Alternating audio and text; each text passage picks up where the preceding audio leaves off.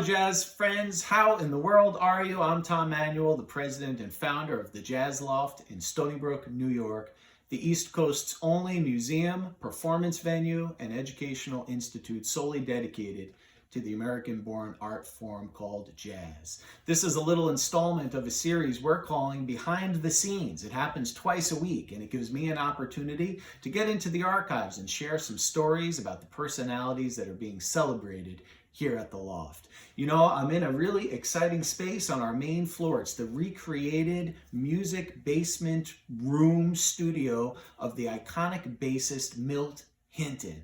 Milt, for many years up until recently, was the most recorded jazz bass player in the history of jazz. He lived in St. Albans, Queens, in a home that he and his beautiful wife, Mona, shared for over 5 decades.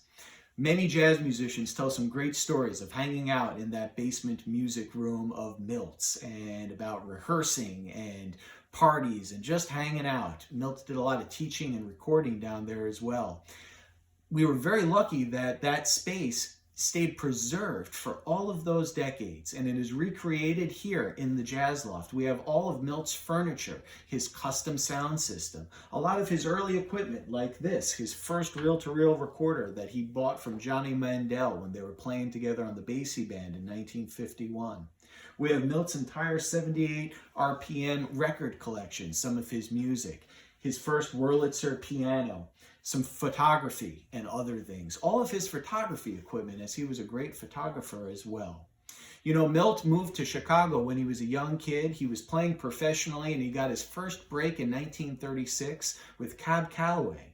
He played with him for 15 years before he moved to New York and settled down. He became one of the most sought-after studio musicians for recordings, for live performances, for radio, television, and movies. He appears on thousands and thousands of recordings with some of the greatest artists of our time. Benny Carter, Ben Webster, Benny Goodman. He even played with Duke Ellington, John Coltrane, and so many others. The recording you heard when we were starting off was a wonderful session that Milt did with the great tenor saxophonist Ike Quebec. You know, if you're interested in Milt, you could check out all his great music. You could also check out his great photography. We have his darkroom equipment here. And you know, there was a wonderful book that was produced. It's called Baseline, and it shows all of the great photography of Milt throughout the years. And you know, being in the spot in those sessions, playing an instrument, he had some of the best views of those wonderful performances and events. We have a few of his photographs on display. There's a great shot here from 1955 of Gene Krupa that was taken at a concert in New York City. There's another great shot of the great tenor sax man Ben Webster at a club in a place called Beefsteak Charlie's where all the guys would hang out. That's from around 1960. We also have a photograph that's kind of a favorite of mine because it's a man who's performed here quite a bit, a good friend of ours. And this is Mr. Warren Vichet from a studio session that Warren was on in New York back in 1975. Again, photograph courtesy of Mr. Milt Hinton. You know, if you've seen that shot by Art Kane, A Great Day in Harlem from 1958, if you look in the bottom right-hand corner, you'll see Milt Hinton hanging out there right next to Charlie Shavers. I've heard a lot of great stories of musicians saying how they have such great memories of hanging out with Milt. He was a swell guy, and he was known for always whipping up some hot dogs and a cold beer if you stopped by his house.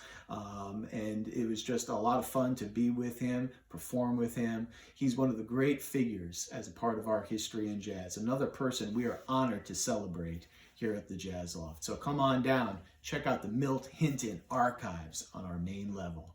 I want to thank you again for being a part of this series, Behind the Scenes, twice a week, where I explore the personalities, the people, and the music that put together the soundtrack for America, this wonderful, wonderful art form we call jazz. I want to remind you during these times, please help out, if possible, your arts organizations and not-for-profits. Now more than ever, they need your assistance, especially the musicians and artists. If you're able and so inclined, we invite you to visit our website, thejazzloft.org, where you could donate and contribute to a fund we've established to help and assist specifically jazz artists.